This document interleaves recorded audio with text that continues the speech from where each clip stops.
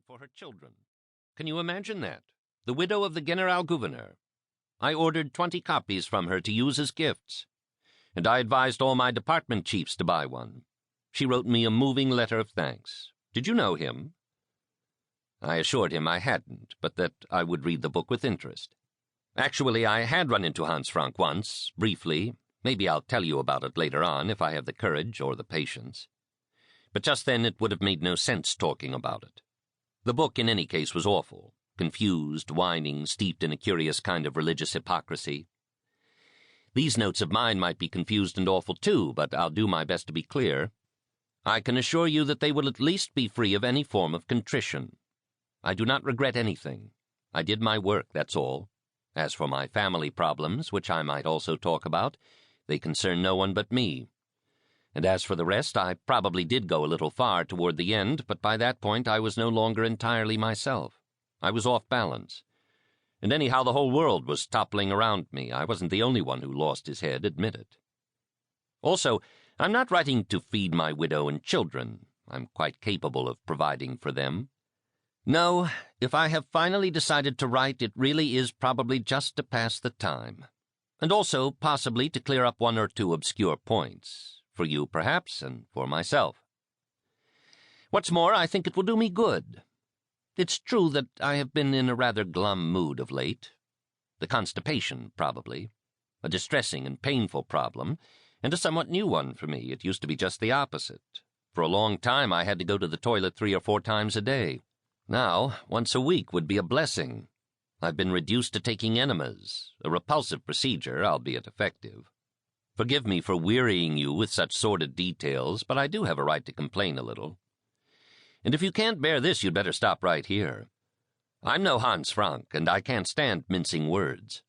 I want to be precise as far as I am able. In spite of my shortcomings, and they have been many, I have remained someone who believes that the only things indispensable to human life are air, food, drink, and excretion, and the search for truth. The rest is optional. Some time ago, my wife brought home a black cat.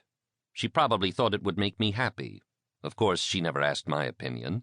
She must have suspected I would have flatly refused, so presenting me with a fait accompli was safer.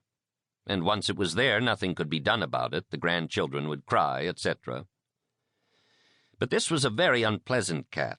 Whenever I tried to pet it, to show my goodwill, it would slip away to sit on the windowsill and stare at me with its yellow eyes. If I tried to pick it up and hold it, it would scratch me.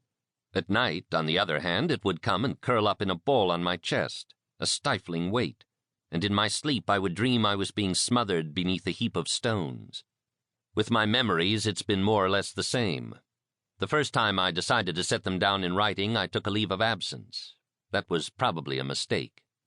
Things were going well, though. I had bought and read quite a few books on the subject in order to refresh my memory. I had drawn up organizational charts, detailed chronologies, and so on. But with this leave of absence, I suddenly had a lot of free time, and I began thinking. What's more, it was fall. A bitter gray rain was stripping the leaves off the trees, and I was slowly overcome with dread. I realized that thinking is not always a good idea. I should have known. My colleagues consider me a calm, collected, thoughtful man. Calm, certainly. But often during the day my head begins to rage with the dull roar of a crematorium. I talk, I hold conversations, I make decisions just like everyone else. But standing at a bar with my glass of brandy, I imagine a man coming in with a shotgun and opening fire. At the movies or at the theater, I picture a live grenade rolling under the seats. In a town square on a public holiday, I see a car packed with explosives blowing up, the afternoon festivities turned into carnage, blood filling the cracks between the cobblestones, gobbets of flesh splattered on the walls or smashing through the windows to land in the Sunday soup. I hear cries, the groans of people with their limbs torn off like the legs of an insect plucked by a curious little boy, the bewilderment of the survivors, a strange, ear-splitting silence, the beginning of a long fear. Calm? Yes, I remain calm, whatever happens. I don't let anything show. I stay quiet, impassive, like the empty windows of burnt-out cities, like the little old men on park benches with their canes and their medals, like the faces of the drowned just beneath the surface.